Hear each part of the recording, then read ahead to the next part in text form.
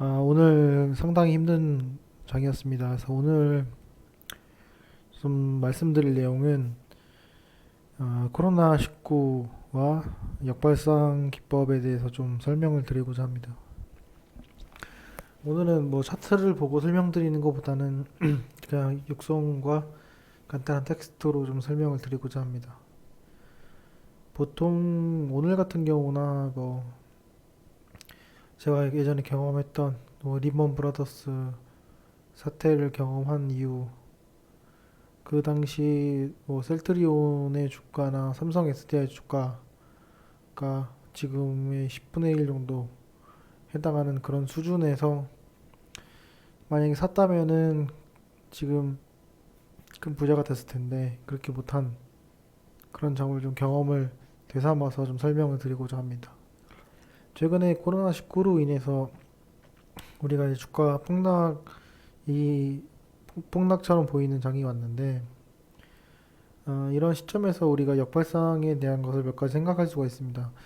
예를 들면 역발상은 똑같은 사항인데 최근에 뭐 실적이 좋은 그런 주식이 실적 발표가 났을 때 생각보다는 실적이 오르지 않는다.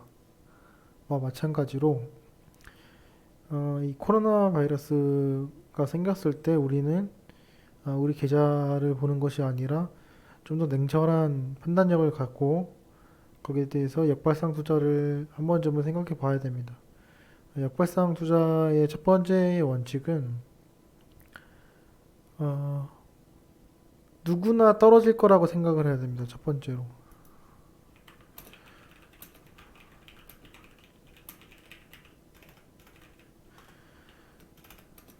그러고요. 두 번째로는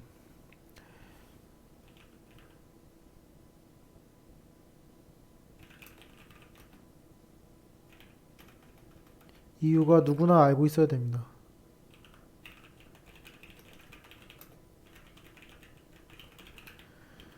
이 두 가지인데요. 이런 경우 보통 역발상의 생각을 하면서 들어갈 수가 있습니다. 지금 떨어진 이유가 뭐죠? 우리가 잘 모르지만은 뭐 대외에 악재가 있거나 뭐 금융위기가 있거나 그런 건 아니잖아요. 그 이전에 그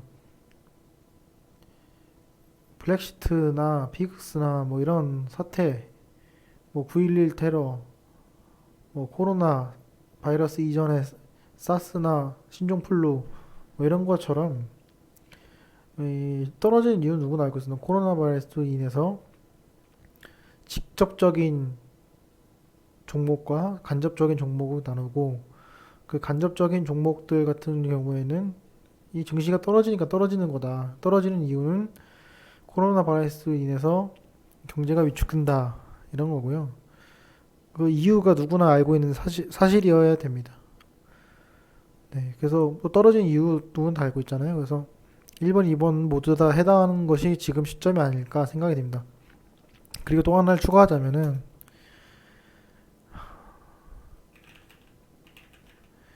과열 상태입니다. 그 이슈가 과열된 상태이냐 아니냐로 볼 수 있는데 이 과열 상태의 유무는 더 이상 더 큰 악재가 나오는지 안 나오는지를 좀 파악할 필요가 있습니다. 예를 들면은 이번과 같은 경우에는 지금 객관적으로 봤을 때 사망자가 속출하고 있지 않습니다. 근데 사망자가 속출하고 있는데 계속 뭐 다음 주나 이번 주 내에 1000명이 넘었다. 그렇다면은 첫 확진자가 생긴 이후부터 확진자가 100명 이상 는 경우, 1000명 이상 는 경우 점점 진행이 됐을 때 이거는 과열 상태의 거의 최고점이라고 보게 되고 어떤 그 밴드를 넘어가지는 못한다고 생각을 합니다. 그렇기 때문에 이보다 수많은 사람들이 걸렸던 신종플루보다는 큰 이슈는 아니다라고 개인적으로 생각을 하고요. 그리고 그 최근 사망자들을 보게 되면은 그 사망자들의 대부분 질환을 앓고 있거나 나이가 많으신 분들이 많고 특히 폐질환을 앓고 계신 분들은 치명적이라고 하는데 그거는 뭐 어느 병이나 비슷한 거라고 생각을 합니다. 그렇기 때문에 이런 세 가지의 이슈를 통해서 봤을 때 우리는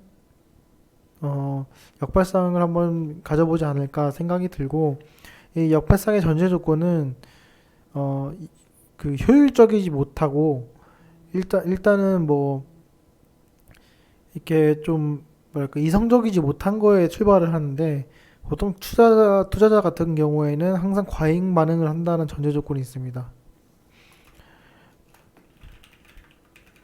그러니까 실적이 좋은 종목들도 너무 기대가 크게 기대를 하거나 아니면 이런 코로나 바이러스 같은 경우에 너무도 이건 폭락할 거야 라고 이제 기대를 부응하지 못하는 순간 폭락을 면치 못합니다. 그렇기 때문에 최근에 실적이 돌아오거나 어, 보통 실적이 관련된 그런 주들 같은 경우에는 오히려 폭락의 폭이 더 크고 소외받은 종목 같은 경우에는 폭락의 크게 그게 크지 않습니다.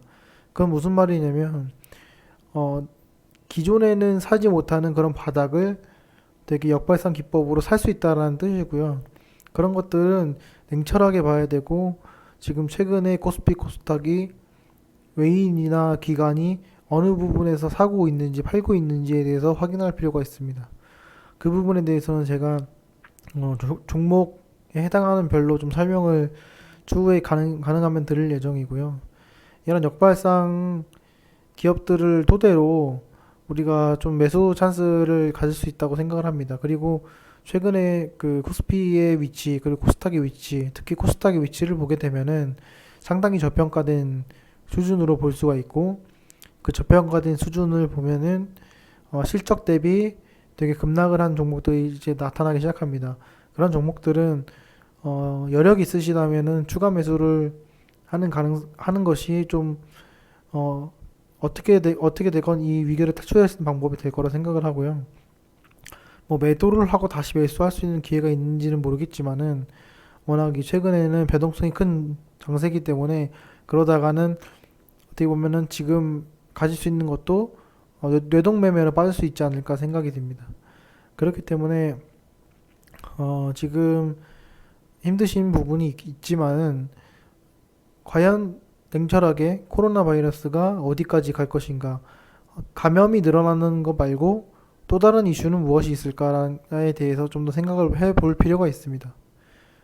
네, 이 부분을 좀 생각하셨다가 제가 생각할 때는 추가 정부가 자금이 들어가고 그 다음에 금리가 인하되고 공매도가 금지되고 이러한 이슈들이 아직 좀 남아 있습니다.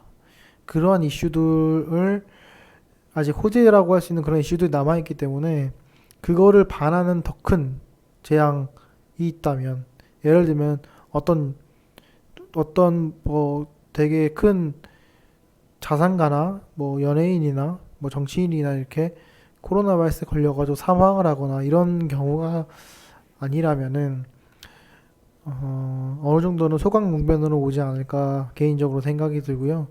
코스피 같은 경우에는 2000포인트 선까지 내려온다 하더라도 엄청나게 강력한 지지선이기 때문에 그런 지지선은 기존에 여러 가지 악재들이 있음에도 불구하고 지켜주었던 선들입니다. 그렇기 때문에 이거는 다시 한번 정신을 차리고 저점에서 어느 걸 살 수 있을지에 대해서 좀 확인을 해보시고 대부분 사람들이 지금 고점에서 물려 있을 가능성이 큰데 그런 고점에 물려 있을 때 본인의 그 주식 중에서 포트폴리오 중에서 가장 현실적으로 급반등이 나올 수 있는 종목들은 어느 것인가 해서 분할 매수를 추가로 들어가는 것이 제 생각에는 현명하다고 보여집니다. 네, 오늘은 뭐 코스닥이 4% 정도까지 빠지고 코스피 같은 경우에도 3% 넘게 빠졌는데 그러한 빠지고 위험한 게 중요한 게 아니라 또 이런 거는 앞으로 주식을 하실 때 계속 위기로 닥쳐올 것들인데 이거를 기회 삼아서 역발상에 대한 생각도 한 번씩 했으면은 좋겠다 생각이 들어서 이 영상을 올리겠습니다. 네, 오늘 이 역발상 내용은 여기까지 하겠습니다. 네, 감사합니다.